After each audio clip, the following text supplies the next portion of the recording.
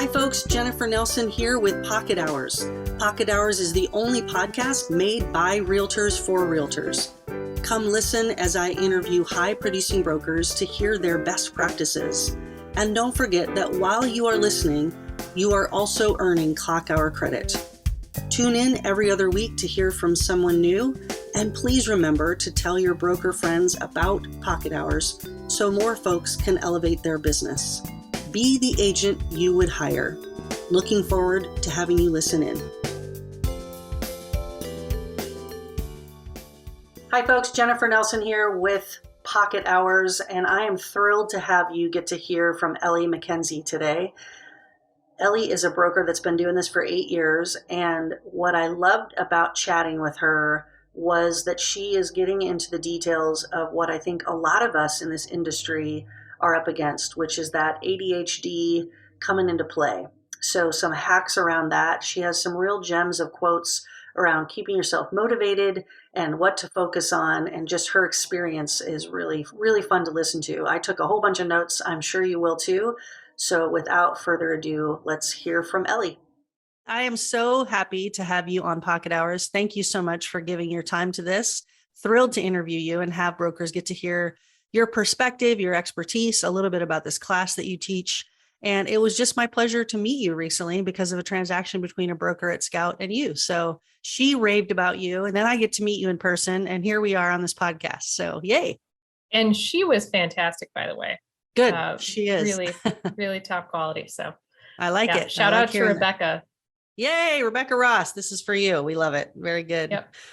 Well, good. As you know, or as you just learned, Pocket Hours is a podcast by realtors for realtors. And the whole goal behind this is to say, hey, is there a way for all of us to up our game by hearing from other people's best practices and to get clock hours while we're doing it? So we like combining things. It's like, you know, you write a paper in school for history and you figure out you can use it for English too. That's just a bonus, right? We'll take it. So that's what we're attempting to do here. So thanks for being on the show. Okay, let's just jump in. Are you ready? Yeah. Okay, cool. So tell me about you, family, pets, where you live, all that fun stuff. Well, I am over here in Northeast Renton, just south of Newcastle, and I have a lovely blended family. So my husband and I are just about to celebrate our 8th wedding anniversary. Nice. Congrats. Thank you. Yeah, we're going to go to Hawaii. Oh, yay. Wow. Better. And he planned it himself. What? Keeper. So we have a 21-year-old who has just graduated last year from Western, and she's now working. She lives in Ballard. So we just have to have a visa to get over there since we are in Northeast Renton. No doubt. And our passports ready. No kidding. And then our second oldest is 18, and he does the running start program for Bellevue College. So he's just about done with that. He has been accepted into, is it Wazoo, the Cougars? Yes. Yeah. Okay. I'm from Wisconsin, so I get a little bit confused about which is which and where it, yeah. And then we have a bio kid, Georgia. She is 4. And she's wonderful. And then our dog, who I sequestered in another room so he doesn't start barking at the front door. So unfortunately, you don't get to meet him here, but he's a pit boxer mix, and he's wonderful. Nice. Oh, yeah. Pits are the best. I had a pit lab mix for a while. Man, my favorite dog of all time. Don't tell my current dog that, but yes, she was my favorite. That's great. So first I'll ask this. How long have you been in real estate? Well, as long as I've been married to my husband, actually. Oh, okay. So a little bit later that year, I switched into real estate. Before that, I was working as an occupational therapist. So I was pimping out power chairs at the VA, and I did rehab and just all sorts of things. Worked with folks who have amputations, worked with folks who had various ambulatory statuses or needs. Before that, I was working in a bank before occupational therapy. So that kind of a varied past, but you know, it's all a direct line to real estate, right? Everything is, right? Yeah. Nobody wakes up and says, you know what I think I'll do when I grow up is be a real estate agent. Really? Yeah. But it's interesting. But it's such a good fit. It's such a good fit. And the crossover, right? I find that so interesting how many different fields, past vocations lend themselves really, really well to real estate. Banking always does, but I think just your stuff with the VA too, right? Like your ability to deal with all kinds of personalities and or client and needs. de-escalate situations. Yeah. And de-escalate. I Yeah. love it. That's great. When you first started 8 years ago, what made you make that decision? Why did you get into this? I had hurt my back on the job, ironically, working in spinal cord injury. And Okay. I realized the writing was kind of on the wall. Like, that is a very physical job. Mm. And if I wanted to be healthy and not have physical issues myself, I needed to kind of do something else, right? My husband's good friend was working in real estate. She had helped us buy our house. She had said, "Oh, I think you'd be great at this." And so I studied nights and weekends while, for about a month and a half. I took the test and I passed, and it's been going this way ever since. So That's so great. Yeah, and I will say Rebecca was we're gonna talk about Rebecca again. oh Like, yeah. she's not here. Yeah, she'll be happy to hear that. But when she was talking to me about the transaction that you all just did, she mentioned a couple things. One was just how professional and communicative and responsive you were, which, as you know, in this industry is actually the minority. So kudos to you. And then the second, what funny story was that she had mentioned something about a sold sign. You were like, well, should I drive over tonight and put it on? And she was just like, unbelievable, like the responsiveness, I guess. So again, kudos to you for being such a Well, thank you. standout. Yeah, yeah. Okay, so you decided to get into real estate. You sort of took the leap. Tell us about that beginning time. Like, what was it like to be new in the business? How did it feel? What did you do to sort of get yourself going?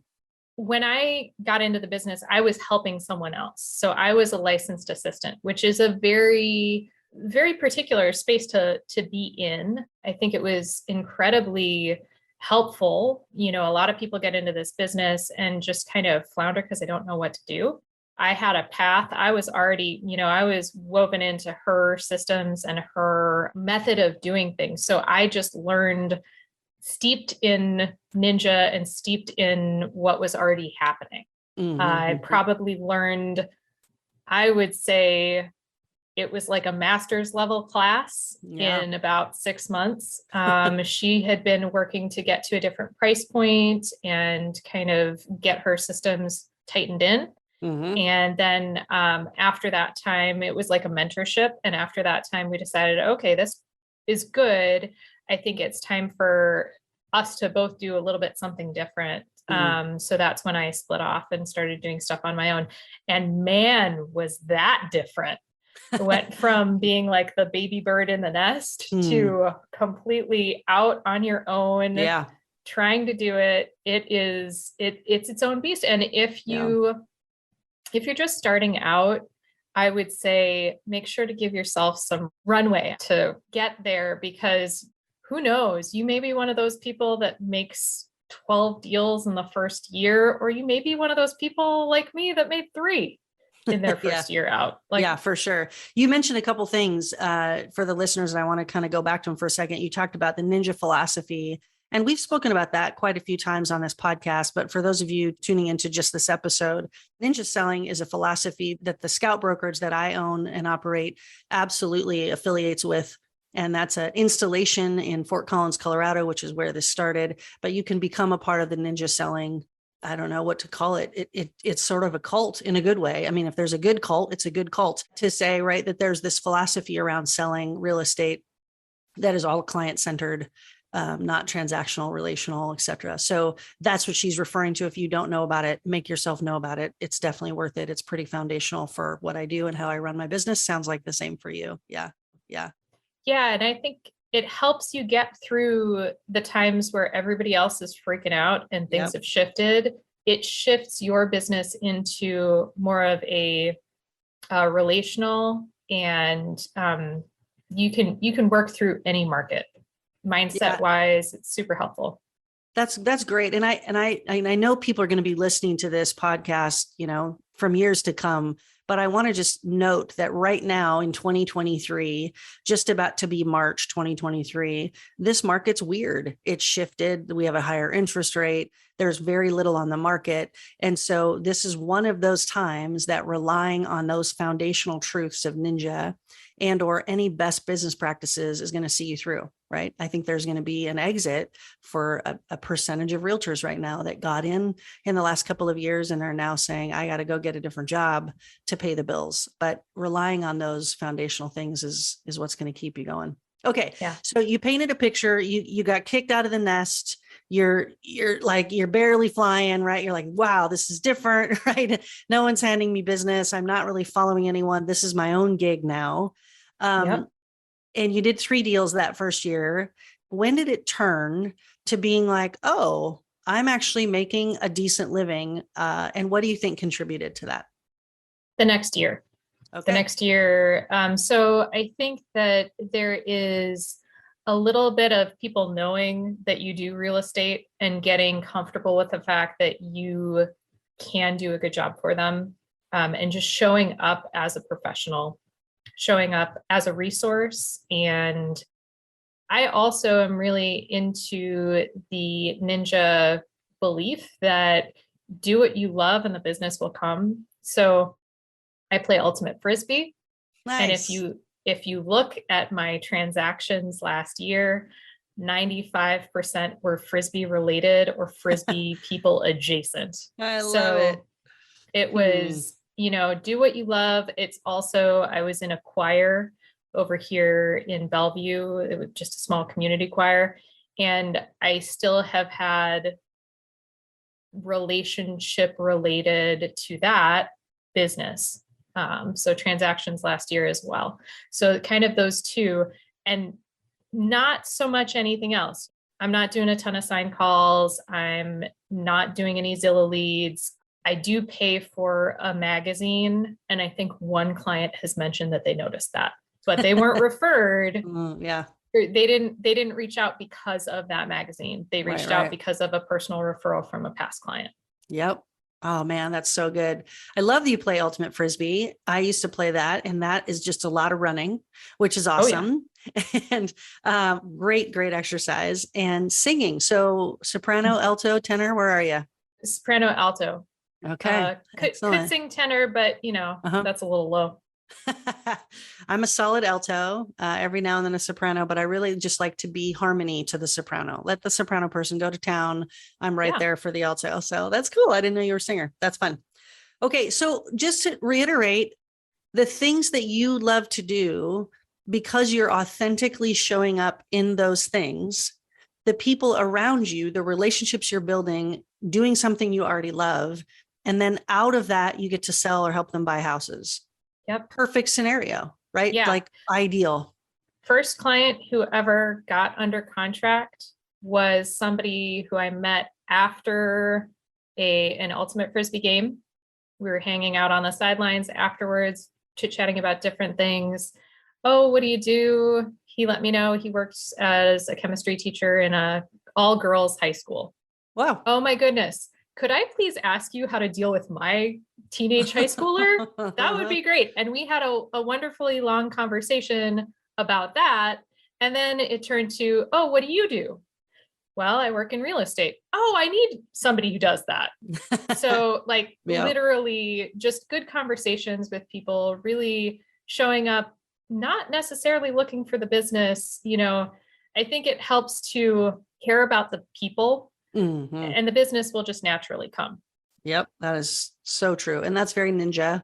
And it's different than, you remember this possibly, but before you did real estate, you had a job and then you had your social life, right? Yep. And those were mostly separate. Maybe there were some work friends here and there, right? But really they were pretty separate groups. And in real estate, they tend to meld more, right? You start to have clients that become friends, not all of them, but they cross over. Yeah. Right. Yeah. And for those of you not looking at the Zoom right now, she just put one hand on top of the other to say they absolutely have to intersect in order for us to be successful at this gig. Yeah. That's great. Okay. So second year you started to take off. You're 8 years in now. Give that new person you've already mentioned a couple, but is there anything else you would say to hey, I just got my license a few years ago. I'm kind of struggling. What should I do to help myself kind of turn the corner? Yeah, well, flow fixes everything. So reaching out to your people, checking in with them, seeing what's going on for them. What are they thinking about? What are they nervous about? Is there something, even like they may want to talk about the market, they may not want to talk about the market, but Yeah. being connected, it's, as one of my coaches would say, it's a numbers game and a contact sport. So get out there and be in communication with your people. The other thing that I think is lost to some people is that your best next transaction is within the current transaction. So don't, once you get under contract, don't forget about the people you have under contract. Yes. Doing things that help really make them feel, I call it bubble wrapped. I'm trying to make sure you don't get broken between getting under contract and closing this house. So Right. Mm-hmm. how do we get you from point A to point B and make you feel like you were so well cared for that you want to shout my name from the rooftops to all Yep. your friends, hop over the table to make the referral when somebody Mm-hmm. says, "Hey, I'm thinking about buying a house or selling my house. Who do you know?" I'm taking notes. That's why I keep looking down, because you have so many good notes that I have to take notes. And I hope those of you that are listening are doing the same. One of the things that Elly just said was that flow. And just in case you missed it, she said the word flow, FLOW. Flow fixes everything. That's also a ninja practice. And that's to say, how are we in our client's life on a regular basis to keep us top of mind in genuine ways? Right. So it can't be always about real estate, because that's boring and we'll all turn it off. Many of you might know, if you jump on Instagram or Facebook, and you might be able to say a name in your head that we're not going to say out loud, of someone that immediately comes to mind, that's all they do. Right. If you had to say something about them, you would say, well, they're constantly talking about their next closing, right, on Facebook. And anyone that follows them, including me, will eventually just pass over their posts, because that's all they talk about. So I don't know them other than a realtor, and I want to know more about them. And by the way, our clients want to know more about us than just the fact that we sell real estate. So I love that she just said flow fixes everything. And then I also love that you just said it's a contact sport. I mean, how perfect. I love that your coach coined that, for sure, right? Like FaceTime, being client calls, note cards, all the things that we do to stay in genuine contact with our clients are what make them think to refer us. So that's perfect. Thank you. With those Facebook and Instagram posts, make it about the client. Don't make it about you. Yes. Right? Like, Amen. nobody cares about us as far Yeah. as, like, they care about us as individuals. They do not care about us Yeah. necessarily as business professionals For sure. until they need us. Yeah. Right? Like, Yeah. until that switch is flipped. So, for example, the post that I made about the people that I helped, that transaction with Rebecca Yeah. Ross, they had my information up in a browser tab for a year. What was Wow. that post about? That post was, oh my goodness, how touching. These people had my information up in an emotional support tab for a year. They're so my people, right? I And love all that. of my folks, people who are attracted to me as a human, also have 20 tabs up at any given time. So they all get it. Yeah. They Yeah. relate. Yeah. For sure. Another thing you said, and I'm going to quote Rosemary Pham, who's a friend of mine and also a really great agent in Seattle. She uses the term shine in escrow. And you sort of alluded to that in the sense that that's your moment to not just say, oh, great, I have another transaction. Now I'm going to focus on my other people that aren't in contract yet, but to continue to be consistent about needs met, answering questions they haven't asked yet, seeing them all the way through closing and beyond, right? Ninja talks about being legendary service isn't just about the 30 days, right, from when you sign a contract to when it closes. So, yeah. I'll tell you another quick story. So yesterday, I have another set of clients that are moving up from the Southeast, and they were coming through California. Well, they're stuck in Redding now because the weather hit, right? And I-5 is just closed. So Wow. who do I know in Redding? Well, I don't really know Garrett Fry, but I sort of know Garrett Fry because I'm in the ninja coaching Nice. through their group. And so I just Nice. reached out to him and said, hey, what are some good things for them to do while they're Nice. stuck in this situation? Yeah. That could be super frustrating, but hopefully by giving them some fun insider knowledge about local fun stuff to do or places to eat, Yeah. that'll flip it from being a really frustrating kind of sucky situation into something that's so much better. I like And it. it's just another great way, like that I am now connected a little bit more to Garrett, right? Yep. That's fantastic. I love that. That's a cool story. Okay, switching gears for a minute. On a more vulnerable place, I want to say brokers need to hear about best practices, but they also need to have some ability to relate to other brokers that are doing better than them to say, what's hard about this Oh, industry for you? So there you oh go. yeah.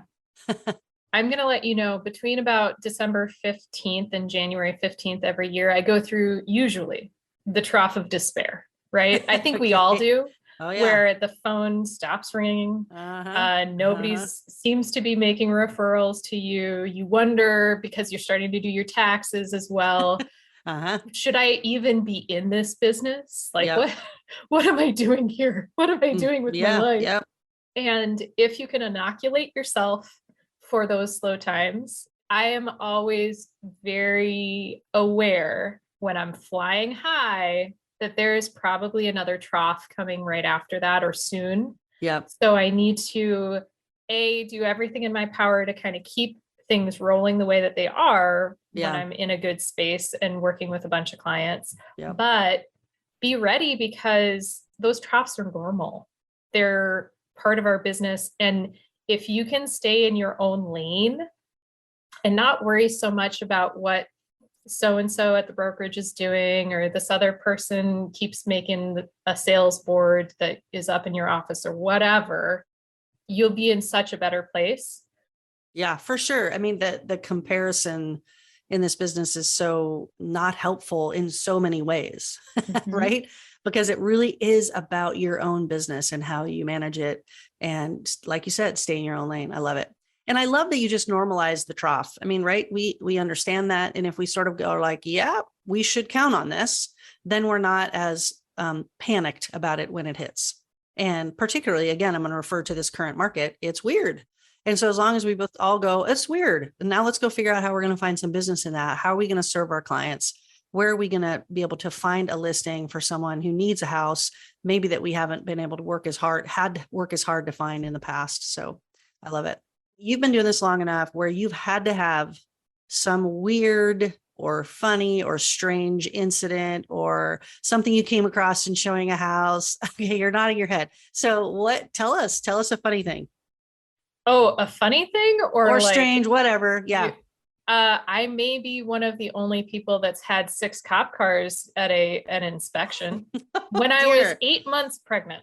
Oh, boy. Yeah. Okay. So just a word to the wise, always make sure that your divorcing clients agree to when the inspection's happening. Oh, my And gosh. don't hang the buyer broker out to dry. Uh, Woo. yeah. So thankfully it all worked out and he let us, continue with the inspection, but verbal threats to his wife were made and Oh, she ended up calling the no. police on him. Yeah. Oh, boy. Pocket Hours is brought to you by Scout Real Estate. Hi, I'm Jennifer Nelson, owner at Scout Real Estate. I started this firm with the vision of doing things differently, with our focus on legendary service for our clients and creating a community of producing agents to spur each other to do higher quality work. If you are interested in learning more about how a small group of like-minded brokers have come together to have some fun while doing a lot of business, reach out to me, 206-227-7966, or email jennifer@scoutrealestate.com. I promise you this, fun is a high priority for me, but so is winning. So if you appreciate those two things, you might be interested in Scout. Looking forward to hearing from you. Yeah, that's unique. We get Yeah. to encounter all kinds of things, Yeah. right?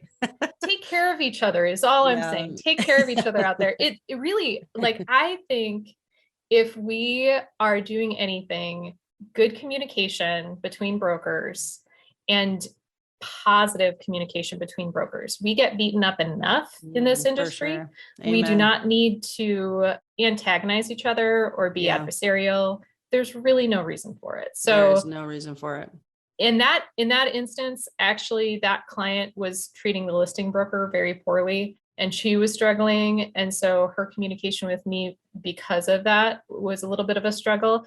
She's a great person. It was a tough situation for anybody. And thankfully, he moved out, not necessarily right at closing, but real close, like the next morning. So phew. We're close. That's right. You hit it close enough. Oh my gosh. Cop cars. I love it.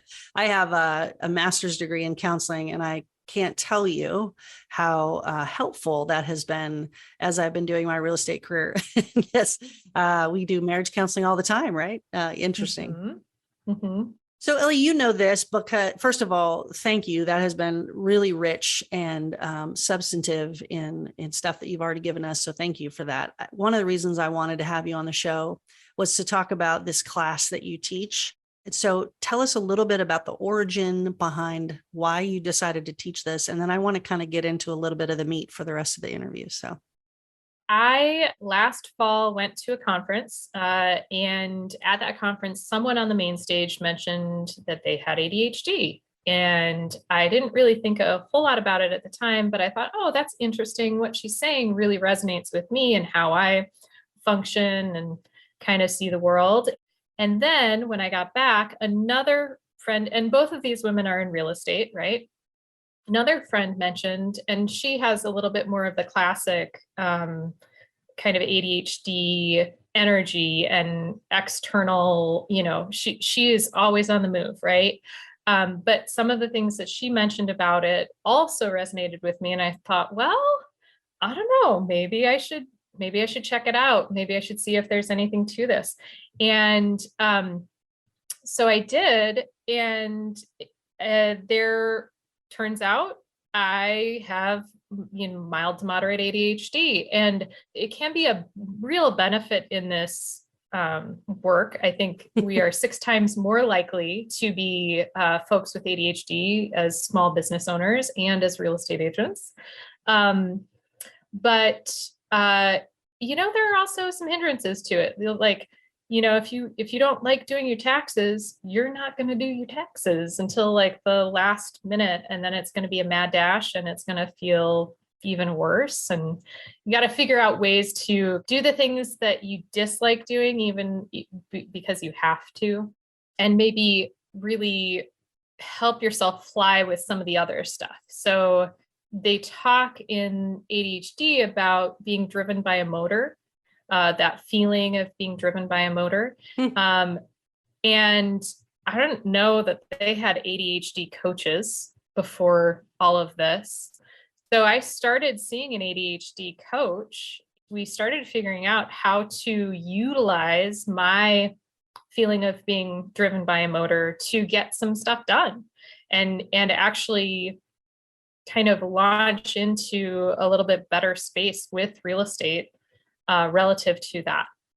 That's awesome. Is that sort of executive functioning? Mm-hmm. Okay. Yep. Yeah. A lot of that's been coming up for professionals. And you couldn't say that better, this to say, I've never met a real estate agent to this date so far that would be comfortable and satisfied in a 9-to-5 desk job. Right. Yep. They would lose their mind. Right. It's just not their cup of tea. They've got to be on the go. They have to be having many balls in the air. And as a result, like you're saying, I think there's a lot of us in this industry that also have some level of ADHD, because that shows up a lot in who is attracted to this industry. Yeah. And what I find really interesting, kind of talking about what you just said, is I need a certain level of busyness, whether that is busyness in transactions or busyness in passion projects that I'm working on kind of on the side, right? And so that's where this last fall, I decided to start a newsletter called Successful Yet Scattered. So you guys can go to successfulyetscattered.com and sign up for the newsletter. It's got different things. I've mapped it out for the year to be things that are appropriate to what's happening at that time. So for Valentine's Day, there was one about rejection sensitive dysphoria, which is the idea that we may internalize some things that are not actually true about what other people feel about us, but it is a strong kind of visceral or painful reaction to that feeling of potentially being rejected. I just saw a quote. I wrote it down. I'm going to look it up while I'm getting to that, but it's basically, I'm pulling it up. Hold just for it. Says, happiness is an inside job. Don't assign anyone else that much power over your life. Right. Similarly, right? Like if you're going to take control of being the architect of your life, and in so doing, don't give that power away to other people. And rejection is part of that. And we have to learn that on the regular in real estate, right? Because we get rejected a lot, quite frankly. We really do. So it sounds like I think you call the class something about hacks, but this is sort of hacks around how to get stuff done if you're in that ADHD mode or sort of scattered. Give us a few of those. So as far as the motivation hacks, there are a bunch of them for people with ADHD. Anytime you make it more interesting or more engaging or more of a challenge or more of a deadline, those are all times when we shine, or you make it playful. So there is a great acronym. It's called PINCH. So make it play. Can you somehow make it a game? I did this thing with my workouts where I would try to fit them. Now, I will let you know, I don't have a huge problem leaving places on time or getting places on time because I have multiple alerts and alarms for myself to do that. Yeah. If you are somebody who has a problem with that, do not do this. Don't. But I would try and sneak in a 30-minute workout before my next thing, right? Like it was can I make it work? I'm going to try. And so that sort of made it like a little bit of a game for me. There are all different sorts of ways that you could make anything into a little bit more of a game, right? So the I in PINCH is maybe using a new tool to do something. So a new pen, a new notebook, a new calendar, and something that is just going to spark your interest, raise that dopamine just a little bit to get something done. N stands for novelty. So that is more in the going to a new place to do the task, maybe, or kind of creating a different way of doing it so that it's more engaging to you. The C is challenge or competition. So getting yourself, maybe you have a friend that's having to do the same thing and you can make it a little bit of a friendly competition to try and get stuff done. I have a real estate wife. His name is Ryan. Nice. My work wife and I, we sort of jokingly try and pace each other in real estate. So how many transactions we're doing, what's going on with our marketing, stuff like that. And then H stands for hurry up. So making a deadline could be an artificial deadline. For example, I'll do deadlines for myself for getting out the postcards or things that, marketing stuff that's a little bit closer to the current time frame than when I actually have to send it out to be really, because sometimes, real estate happens. And then you have to deal with an inspection and 5 other things, and you don't have as many days as you thought you did, or you're just exhausted and you can't do it that night because you've been spending so much time with people that you just need to sleep and recharge, right? I love it. Pinch. I love that. That's so cool. And I will say, as you were talking, I'm finding myself relating to many of those. I don't think I've been ever officially diagnosed, as it were, because that sounds really ominous, but I can certainly say of the stuff I've read about ADHD, I'm right there. And one of the things I do is rearrange my furniture all the time, which probably is a big sign of someone with ADHD. I just need change. I need something to happen. And the busier I am, the better I am at something, right? If I have 10 transactions in play, I am on the game, right? I'm getting everything done. I'm on it. It's when it slows down for me that I have to find other things that keep me in that same frame of mind to help me be on my game. Otherwise, you just kind of want to turtle. You want to stay in bed Yeah. and you don't want to do anything. Yeah. And I will tell you, being at a specific level of productivity, suddenly my house is clean, things are organized. Things that I haven't done in 2 years that we've lived in this home are suddenly done.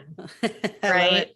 So it's super helpful. If anybody is listening and needs to, or thinks they need to get a diagnosis, I highly recommend Hallowell Todaro is a local Seattle company. They'll do it all via not quite Zoom, but the medical equivalent of Zoom for an intake. And they have coaches. And if you need to get, medication, you can. Currently, personally, I am not medicated, but that's only really because I haven't decided to do that yet. Yeah. Right. Could be. Right. Yeah. Nothing against that. Certainly get yourself regulated however you need to do that. That's great.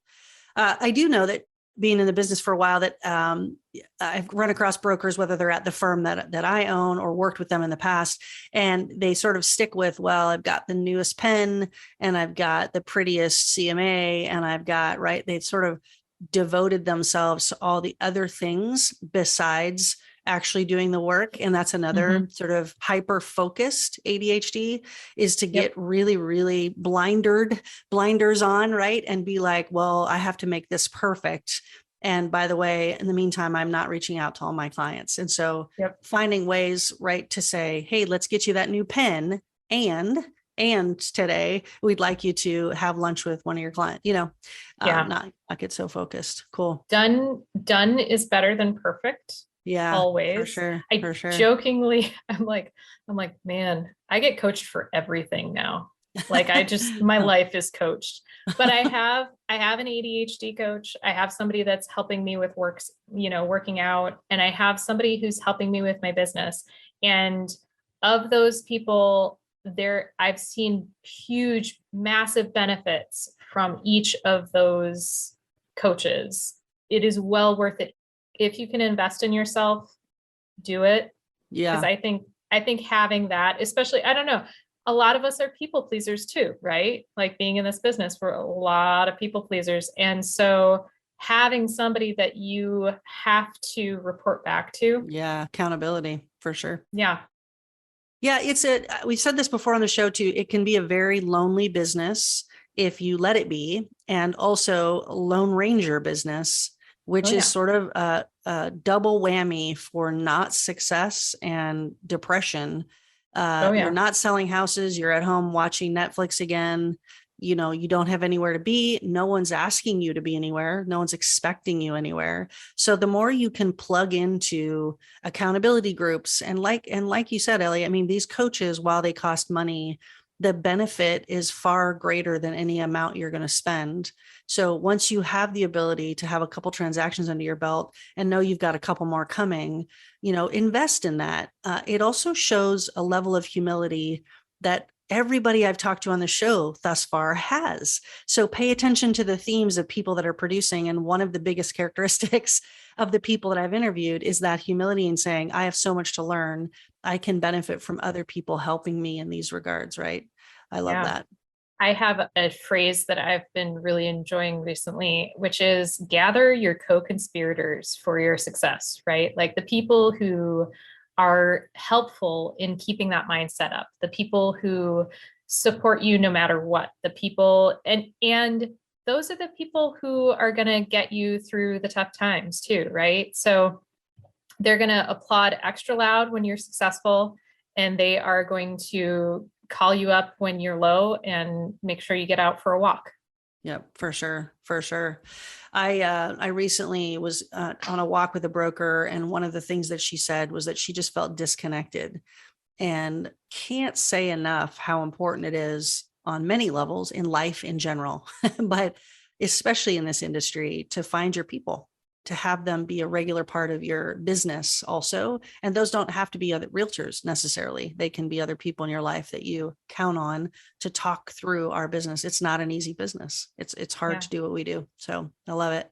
And it really just goes back to Ninja. Like if you're making those genuine connections with your people anyway, that is inoculating you from these depressive or, low times, right? Yeah. Yeah. I think it helps to keep you engaged and out in the world rather than turtled at home. Love it. Love it. Yeah. Great use of the word inoculated in our post-pandemic. I guess we can say post-pandemic now. I think so. Yeah. I think we're mostly out of the way. Yeah. But that word takes on new meaning now because of what we just went through, right? Is there a barrier? Is there something that helps you not go back into the slum of like, meh, I'm not doing anything I want to be doing? Oh, one thing, while you're in a good mood, I highly recommend everybody that's listening, think about the tough times you have in business. Think about all of those different times that you struggle and come up with ways for yourselves to make it through those times. Yeah. Right. Even like having a menu of things you could do is super helpful. And then you don't have to think about it when you're in that.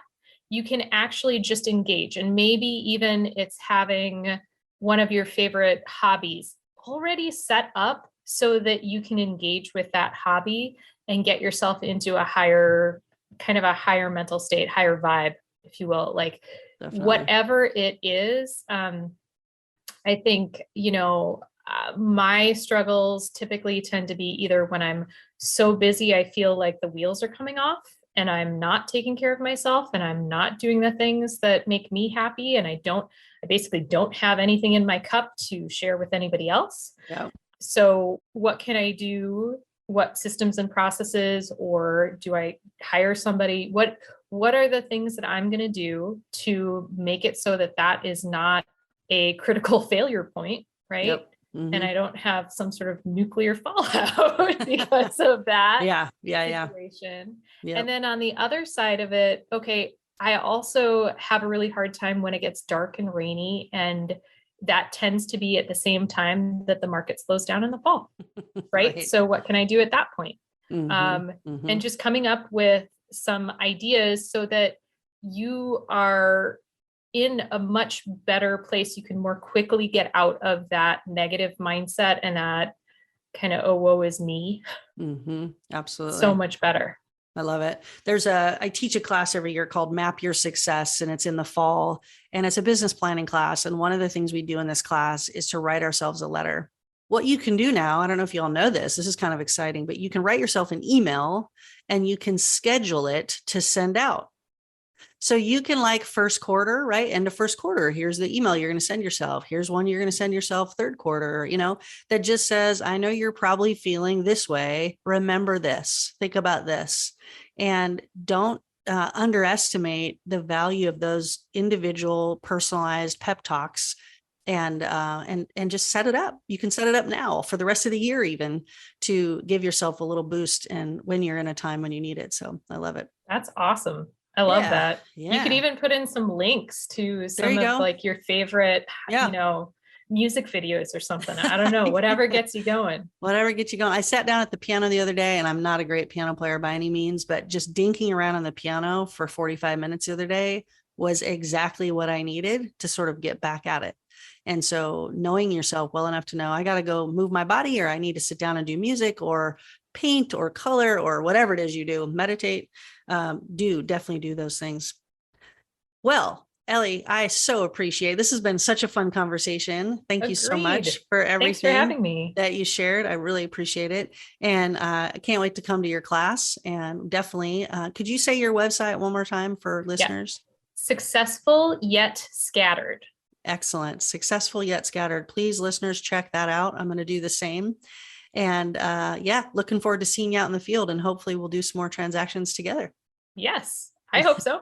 All right, take care. Thank you so much for listening into Pocket Hours. I hope this has been interesting, fun, made you laugh, made you think, spurred you on to do and implement some new things in your business. I appreciate your time and hope this has been a good use of it, period. Now, go be the agent you would hire.